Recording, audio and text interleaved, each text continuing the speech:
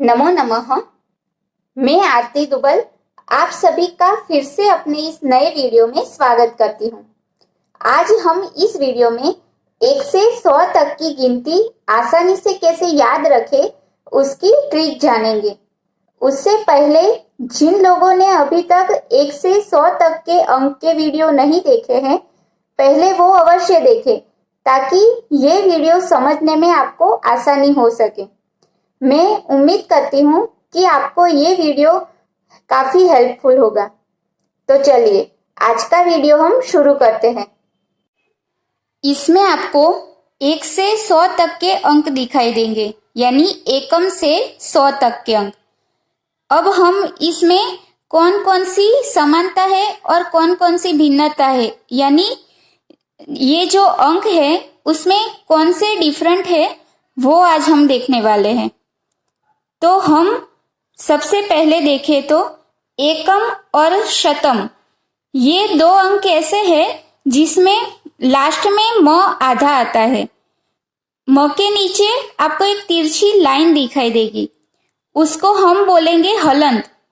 क्योंकि म आधा लिखा नहीं जाता, इसीलिए हम म तो पूरा लिखते हैं लेकिन उसके नीचे एक तिरछी लाइन करते हैं, उसको हम कहेंगे हलंत म।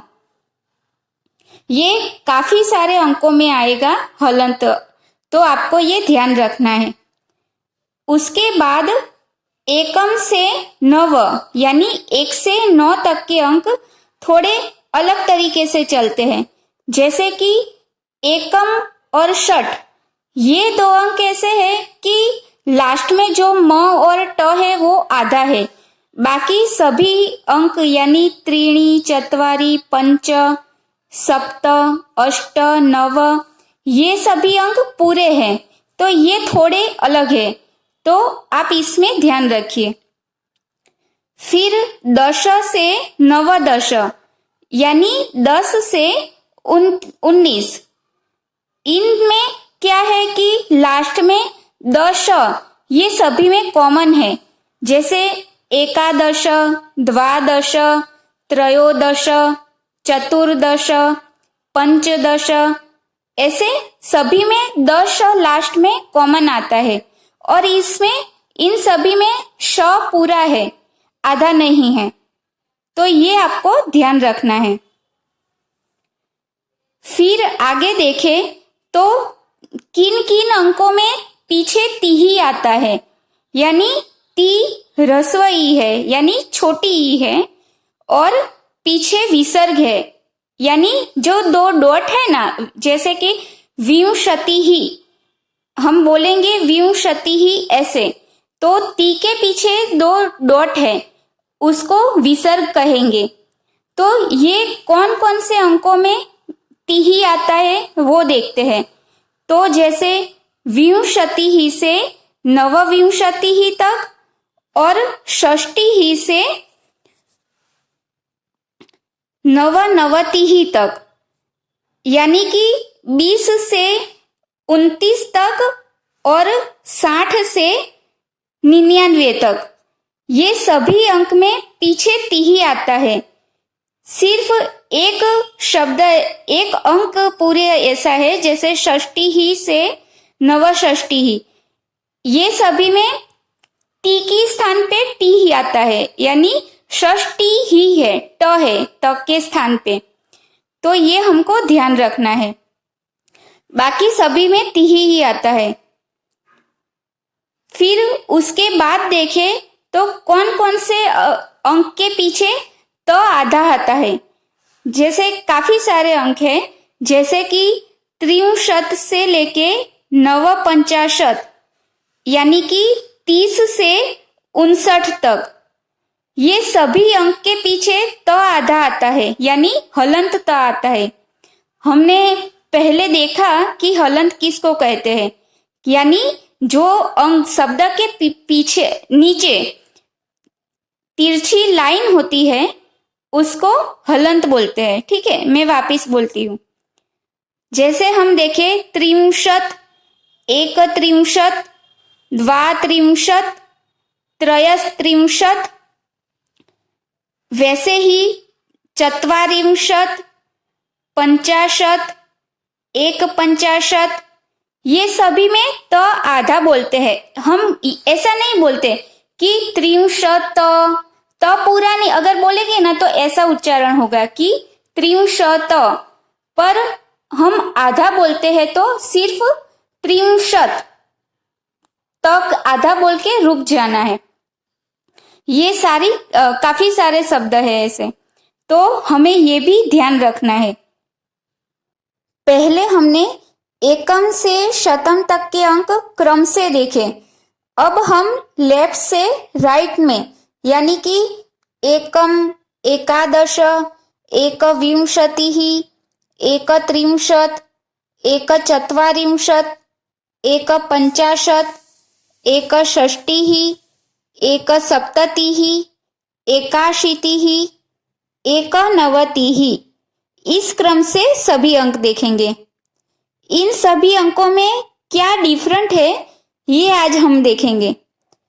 तो सबसे पहले एकम, ये एक ही अंक ऐसा है जिसमें म आधा होता है और किसी भी अंक में म आधा नहीं है। और एकादश, इसमें भी श पूरा है, वो आधा नहीं है, तो ये ध्यान रखना है। फिर किन किन अंकों के पीछे यानी अंत में टी ही आता है, तो एकविंशतिः, एकषष्टिः, एकसप्ततिः, एकाशीतिः, एकनवतिः, इन सभी अंकों के पीछे यानी लास्ट में टी ही आता है। सिर्फ एकषष्टिः, ये एक ही अंक ऐसा है जिसमें टी के स्थान पे टी ही आता है, तो ये ध्यान रखना है। फिर त आधा कहाँ पे है यानी हलंत त कहाँ पे है वो देखते हैं। मैंने पहले ही बताया है कि हलंत किसे कहते हैं, तो जिसने न सुना हो वो सुन ले। अब हम देखते हैं कि कहाँ कहाँ पे त आधा आता है। तो एक चत्वारिंशत्, एक पंचाशत, एक त्रिंशत, इन सभी में अंत में त आधा आता है और कहीं पे भी त आधा नहीं आता। ये हमने देखा कि अंत में कौन सी डिफरेंट है। अब हम इन सभी अंकों में आगे क्या डिफरेंट है वो देखते हैं। जैसे कि कहीं पे एक क होगा तो कहीं पे एक का होगा, तो किन किन अंकों में एक क है और किन किन अंकों में एक का है वो अब देखते हैं। तो एकादश और एकाशीतिः, ये दो अंक ही ऐसे हैं जिसमें एक का आता है यानी एकादश, एकाशीतिः। बाकी सभी अंक में सिर्फ एक क आएगा, जैसे कि एकविंशतिः, एकत्रिंशत्, एकचत्वारिंशत्, एकपञ्चाशत्, एकषष्टिः, एकसप्ततिः, एकनवतिः, इन सभी में एक क होता है, तो ये हमको ध्यान रखना है। अब उसी तरह द्वे से द्विनवतिः तक यानी 2 से 92 तक के अंक, इसमें भी हमको ऐसे ही याद रखना है। जैसे सबसे पहले देखे तो द्वे, ये एक ही बार आता है और कहीं पे भी द्वे नहीं आएगा। फिर तिही कहाँ कहाँ पे आता है, जैसे द्वाविंशतिः, द्विषष्टिः, द्विसप्ततिः, द्व्यशीतिः, द्विनवतिः, इन सभी अंकों में लास्ट में टी ही आता है। सिर्फ द्विषष्टिः, ये एक ही अंक ऐसा है जिसमें टी ही नहीं आता, टी के स्थान पे टी आता है। ये सभी में आपको ध्यान रखना है। फिर हलंत त यानी त आधा कहाँ कहाँ पे है, तो द्वात्रिंशत्, द्विचत्वारिंशत्, द्विपंचाशत्, इन सभी में लास्ट में त आधा आता है। ये तो हमने देखा कि अंक में पीछे कौन कौन सा डिफरेंट है। अब अंक के आगे कौन कौन सा डिफरेंट है वो देखेंगे। जैसे कहीं पे द्वा है तो कहीं पे द्वि है, तो ये कहाँ कहाँ पे है वो देखते हैं। जैसे द्वादश, द्वाविंशतिः, द्वात्रिंशत्, इन सभी में द्वा है यानी द आता है और फिर व है द्वा।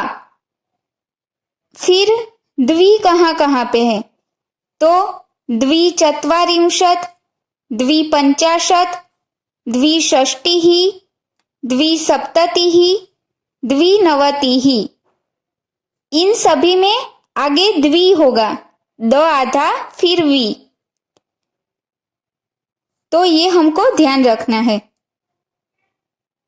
उसी तरह देखें तो त्रीणी से त्रिनवतिः यानी 3 से 93 तक के अंक, इसमें भी ऐसे ही याद रखेंगे कि कहाँ कहाँ पे तिही आता है, तिही आता है और कहाँ कहाँ पे त आधा आता है। तो इसमें त्रीणी सबसे पहले ये एक ही बार आता है और कहीं पे भी त्रीणी नहीं दिखाई देगा। और त्रयोदश, इसमें जो श है लास्ट में वो भी एक ही बार आता है।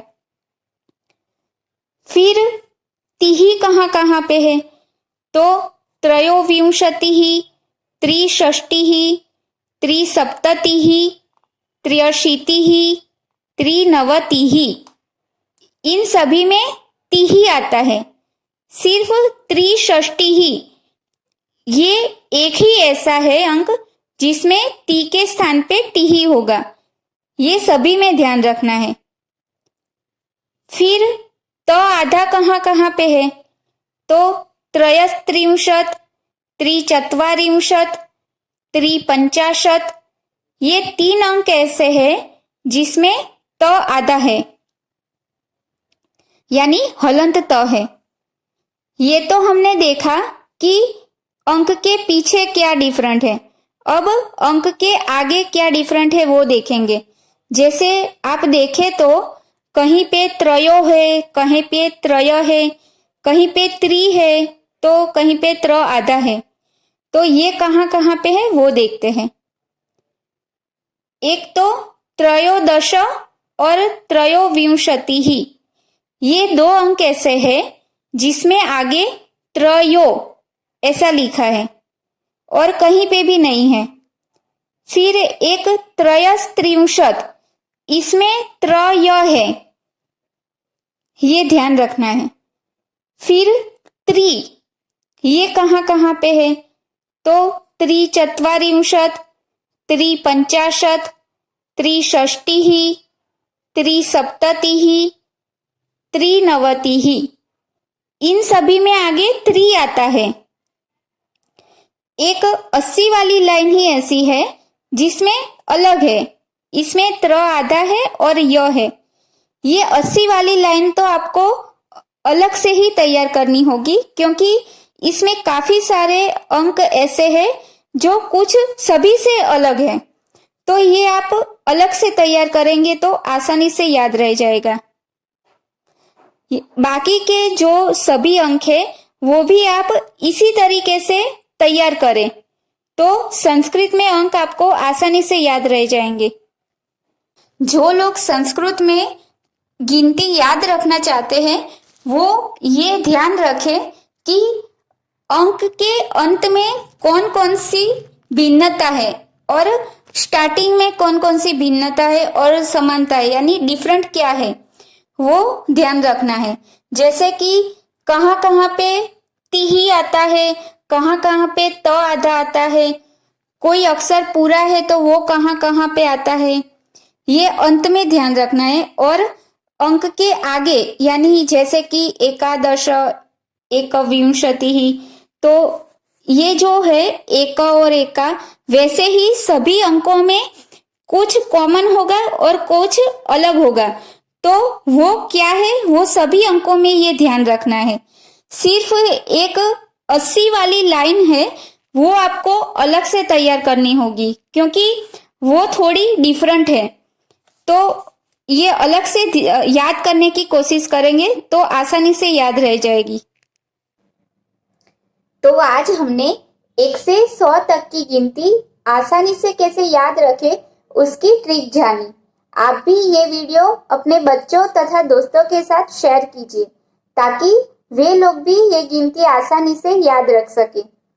और जिन लोगों ने अभी तक हमारी चैनल को सब्सक्राइब नहीं किया वो सब्सक्राइब करें। अगर वीडियो पसंद आए तो लाइक करें, शेयर करें और नोटिफिकेशन बेल को ऑन करें ताकि आपको हमारे वीडियो समय से मिल जाए। और वीडियो अंत तक देखने के लिए आप सभी का बहुत बहुत धन्यवाद।